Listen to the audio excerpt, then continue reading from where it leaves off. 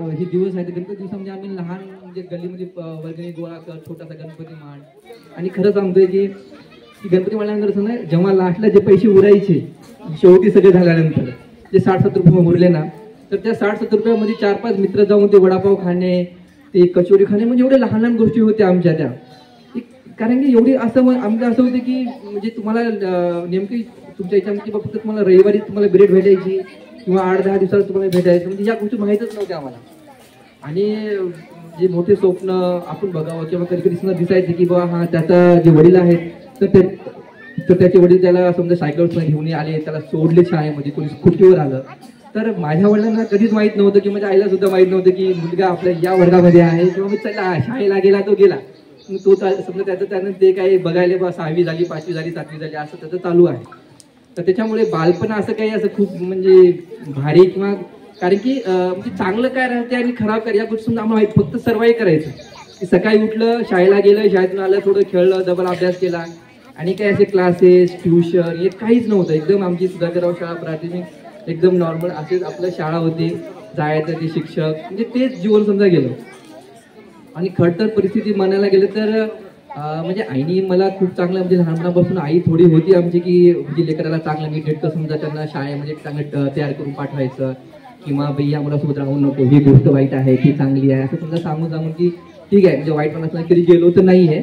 परंतु जर सगळ्यात मला असं वाटतं की माझ्या आयुष्यातला सगळ्यात जेव्हा मला म्हणजे भीती वाटली होती तर तो वेळ असा होता की म्हणजे जेव्हा समजा मी स्टार्ट केलं करिअरचं यूट्यूब आणि एक समजा टिकटॉकचं ॲप्लिकेशन होतं.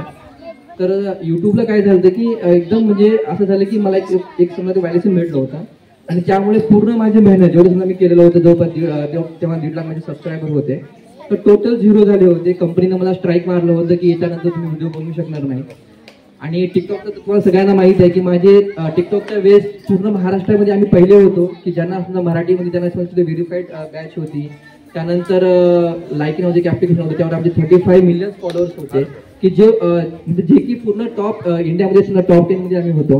आणि पूर्णतः म्हणजे एवढी मेहनत जवळपास 3 वर्षाची मेहनत होती ते होती आणि पूर्णतः एका दिवसामध्ये जे की गव्हर्नमेंटनं पूर्ण बंद करून टाकले की चला आजपासून टिकटॉक बंद आहे, लायकी बंद आहे, तुमचं विगो बंद आहे, संपूर्ण बंद आहे. म्हणजे आणि तेव्हा आता कोरोनाचा पिरियड होता, दुसरा तर काही सोर्स नाहीये, पूर्णतः आमच्या संपूर्ण 0 झालो होतो आम्ही, काहीच नाही म्हणजे आता की संपलं सगळं.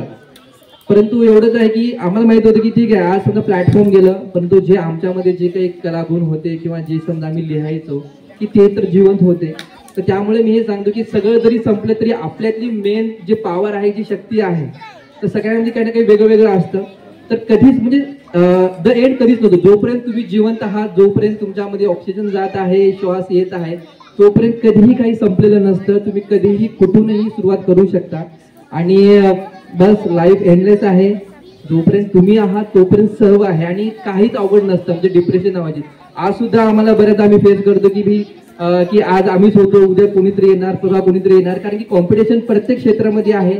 असं नाहीये की तुम्ही एकटे झाला म्हणजे एकटेच करणार आहात. प्रत्येक क्षेत्रात चॅलेंजेस आहेत. त्याच्यामुळे फक्त आपल्यातलं जे काही चांगलं आहे त्याला आणखी किती चांगलं करता येईल या गोष्टीवर भर द्या आणि बाकी इकडे तिकडे न बघता बस एक फोकस ठेवा आणि चालत राहा. विद्यार्थी मित्रांनो अतिशय महत्त्वाचं उत्तर दिलेले आहे. जोपर्यंत आपण आहोत तोपर्यंत सर्व काही आहे. आपल्याला असं कधीच वाटायला नाही पाहिजे की ते संपलेलं आहे. असं वाटणे म्हणजे तेव्हा त्या दिवशी आपण वाटणे म्हणजे संपलेले आहोत. तर त्याच्यामुळे त्यांनी सांगितलं की आयुष्यामध्ये असे प्रसंग आले की एका उंचीवर पोहोचलो, इंडियामध्ये टॉप 10 मध्ये पोहोचलो, महाराष्ट्रामध्ये चांगल्या लेवलवर पोहोचलो आणि पुन्हा शून्य झालो आणि पुन्हा शून्यापासून सुरुवात केली आणि आता पुन्हा टॉपवरती आलेले आहोत. म्हणजे त्यांना ते माहिती होतं.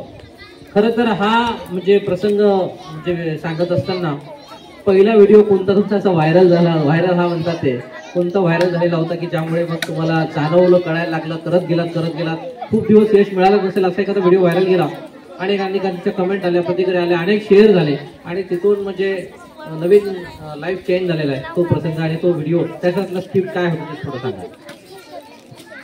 खरं तर माझा पहिला व्हिडिओ होता तो काळा बैल आणि पांढरा बैल. तो माझा पहिला व्हिडिओ होता जो तुम्ही जाऊन तेव्हा जे माझा मित्र होता आपलं विकास ढगे नावाचा, तर तो शेतकरी बनला होता आणि मी ॲज अ रिपोर्टर होतो. तर मी जाऊन त्याला विचारतो की काय म्हणजे तुमच्या शेतामध्ये तुम्ही तुमच्या बैलांना चारा काय खाऊ घालता. तर तेव्हा म्हणतो तो कोणता बैल, काळा की पांढरा? मी म्हणतो अरे पांढरा बैल आहे ना, काय खाऊ बघा. ते म्हणते गवत खाऊ घालतो. म्हणजे काळा खाऊ, त्याला गवत खाऊ घालतो. मग सेकंड प्रश्न येतो की तुम्ही तुमच्या बैलाला बांधता कुठे? ते म्हणजे कोणता, काळा की पांढरा? काळ्याला कुठे बांधता? गोट्यात बांधतो. पांढऱ्याला कुठे? त्याला गोट्यात बांधतो. मग रिपोर्टर त्याला समजा असं प्रश्न करतो की तुम्ही काळ्याला काय, पांढरा काय? अरे यार तुम्ही एकच सांग ना, काळा काय, पांढरा काय, काळा काय, म्हणजे एकच सांग. ते म्हणजे आता तुला समजलं का बाबा, तुम्ही जे रिपोर्टर जे समजा तुम्ही न्यूजवाले असतात, एकच बातमी डबल डबल डबल डबल सांगता, तेव्हा आम्हाला कसं वाटत असेल. तो हा व्हिडिओ एवढा व्हायरल झाला होता पूर्ण महाराष्ट्रामध्ये. आणि मला वाटतं कुठे ना कुठे मग इथून समजा की चला भाई आपल्यामध्ये पण ती कला आहे, आपण करू शकतो. कारण की ती स्क्रिप्ट मी लिहिली होती, ते एडिटिंग असेल सगळं. आणि आता सुद्धा माझं मॅक्झिमम काम स्क्रिप्ट रायटिंग असेल मीच करतो, किंवा एडिटिंगचं सुद्धा मॅक्झिमम काम मीच करतो. म्हणजे कारण कसं असतं ना की शेवटी तुम्हालाच माहित असतं, मग जसं घरामध्ये एखादी गृहिणी असते, तिला माहित असते की आपल्या नवऱ्याला काय तिखट लागते, लेकरांना काय सफल लागते, त्यानुसार त्यांना तो अंदाजा असतो. त्यामुळे माझ्या ऑडियन्सला काय बघायचं असतं हे मलाच माहिती आहे की त्यांना मी काय द्यायचं आहे, काय नाही द्यायचं. त्यामुळे आता सुद्धा माझं स्क्रिप्ट रायटिंग माझंच असते किंवा आहे. तर हे इथून स्टार्ट झालं. त्यानंतर त्या व्हिडिओ नंतर मला वाटतं गुंजनसोबत ऍक्च्युली मी व्हिडिओ केला होता तो केरळमधला होता, की केरळमध्ये एकदा असं म्हणजे पूर्ण म्हणजे बाढ आली होती केरळमध्ये. तर तेव्हा आम्ही कॉमेडीचा व्हिडिओ करायचो, पण तेव्हा जेमतेम समजा म्हणजे 10,000 20,000 समजा असे व्ह्यूज राहायचे. आणि केरळमध्ये बाळानंतर आम्ही जस्ट चला आज जसं की आपण खूप मोठे झालो असं असतं ना, लेकरांना किती वाटते की बाई चला आता आपण 4 गोष्टी चांगले ज्ञानाचे बोलू. तसं आम्ही नॉर्मली मग केरळमध्ये म्हणलं की मित्रांनो असं आपल्या केरळमध्ये अशी बाढ आलेली आहे. आणि तेव्हाच नाही हिंदीमध्ये होतं, तेव्हा आम्ही हिंदी व्हिडिओ बनवायचो की आप सब जाइए वहाँ पे और उनकी मतलब जो लोग हैं उनकी मदत करिए और हम ऐसा करते. लिटरली आम्हाला वाटलं नाही की तो व्हिडिओ व्हायरल. आणि त्या व्हिडिओला जवळपास तेव्हा 6 मिलियन व्ह्यूज होते. आणि तिथून समजा आमची आयडी बूस्ट झाली. मग पुन्हा आम्ही कॉमेडी स्टार्ट केलं. मग नंतर हजारो असे व्हिडिओ झाले. आणि जवळपास मला वाटते आतापर्यंत नियर अबाउट आमचे 10,500 ते 11,000 व्हिडिओ झाले असतील कॉमेडी. सगळ्यात जुनं क्रिएटर आपल्या भागामधलं. आणि आता बरेच क्रिएटर जे आहेत जे नवीन आले, तर ते सगळेजण आता आमच्या जुन्या स्क्रिप्ट काढतात मागच्या आणि त्यालाच काहीतरी वेगळं फॉर्म देऊ म्हणत असतात. हा खरं तर बोलता माणसाला खूप येतं, पण विनोद करणं खूप म्हणजे कठीण असतं सर. म्हणजे मी असतो पोलीस माध्यमातून प्रशिक्षण क्षेत्रात आहे, अनेकांना ट्रेनिंग देतो. पण आमचं ट्रेनिंग घेतल्यानंतर एखाद्याला विनोदी पद्धतीचं ट्रेनिंग कधी आम्ही देऊ शकलो नाही, म्हणजे खूप कठीण भाव वाटतंय. आणि म्हणूनच जेव्हा आपण बोलतो तेव्हा अतिशय समोरच्याला आनंद होऊन हसता येणे, आणि त्याला 10,500 व्हिडिओ बनवणं म्हणजे हे रिसर्च आहे सर, खूप मोठा रिसर्च आहे. तर हे म्हणजे तुम्ही विनोद कशी शोधत असता, किंवा लाईफमध्ये ते रोज तुम्हाला विनोद कसे सापडतात, किंवा ते विनोद बुद्धी तुमच्याकडे कशी, तुम्ही त्याकडे कसं अँगल करता, किंवा ते विनोद तुम्हाला सुचलेले कोणते कोणते विनोद आहेत जे तुमचे सक्सेस झाले? आता खरं सांगायचं म्हणजे माहिती आहे ना की माणूस आपल्या अवतीभोवती शिकत असतो.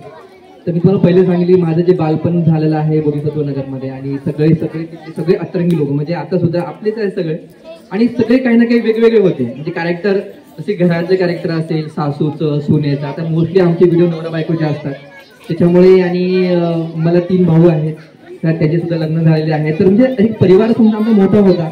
त्यामुळे सासऱ्यांचं कसं राहतं सुनेसोबत, किंवा जावाजावांचं काय राहतं, आणि शेजाऱ्यांचं काय राहतं, तर मी लहानपणापासून माझे ऑब्झर्व म्हणजे करत होतो.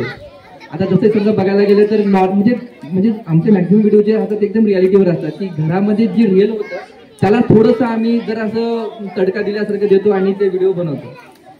तर म्हणजे जेणेकरून समजा नाही का आपण खूप ऑब्झर्व करतो की आता असं काही दिवसाकडे आम्ही व्हिडिओ बनवला होता की बऱ्याच वेळेस जावई जातो सासवडीला जाऊन राहतो, आणि 5-6 दिवस तो राहतो तिथे सासवडीमध्ये. आणि नंतर सासू जेव्हा जावई बाहेर निघतो तेव्हा अरे काय जावई बापू आणखी 1 दिवस राहिले असते तर तुम्हाला मी मटण केलं असतं किंवा हे केलं असतं. तो म्हणतो अरे बापा 5 दिवस इथं राहिलो तेव्हा काही तुला सुचलं नाही ना, आता बाहेर निघलो की तुला काय मटणाची भाजी आठवली का? सासूबद्दल याबद्दल बोललो मी की तुमच्या जे गिरी मॅडम आहेत तर त्या सुद्धा माझ्या नात्यानं सासूच लागतात. आणि तर त्याच्यामुळे अशा सासू माझ्या अवतीभोवती आहेत खूप. तर हा कंटेंट सुद्धा आमच्या बऱ्याच लोकांना आवडतो, सासूचा, सुनेचा.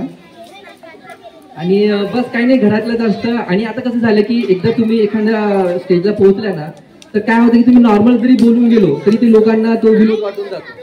जसं समजा मग जे आपण भाऊ कदम जे आहेत एवढे मोठे स्टार आहेत आपल्या मराठीचे, तर भाऊ कदम यांनी जरा तरी काहीतरी अरे इकडे बापू जरी म्हणलं तरी लोकांना ते हसूच वाटतं. म्हणजे त्यात असं विनोद म्हणजे काय खूप काही वेगळं नसतं. जे आपल्या दैनंदिन जीवनातल्या गोष्टी आहेत त्याला थोडंसं वेगळ्या भाषेमध्ये वेगळ्या आवाजामध्ये मांडलं आणि बॅकग्राऊंडला म्युझिक तर होऊन जातं समजा ते. पण सरांनी म्हणल्यासारखे खरंच की लोकांना रडवणं खूप सोपं आहे, हसवणं, कारण की लोक एकाच जोक डबल नाही हसत, हे सर्वात महत्वाचं की तुम्ही एकच जोक डबल नाही करू शकत. खरंच विद्यार्थी मित्रांनो, मुलाखत कोणाकोणाला आवडत आहे, समजत आहे का तुम्हाला? तर पुढे आपण 2-3 प्रश्न घेऊया, कारण का तुमच्यासाठी ही आपण करत आहोत. बालवयामध्ये कसं असतं माहिती का, खूप विनोद होत असतात अगदी वर्गामध्ये, सर मला असं झालं, हे म्हणलं, ते म्हणलं, परंतु लाईफमध्ये विनोद करणे आणि त्यांना हसवणे आणि त्याच्यात करिअर करणे हे एखाद्या शास्त्रज्ञाच्या पलीकडे काम आहे. कारण शास्त्रज्ञ तो सिरियसली काम करेल, पण विनोद करून म्हणजे खूप मोठी गोष्ट आहे. तर मला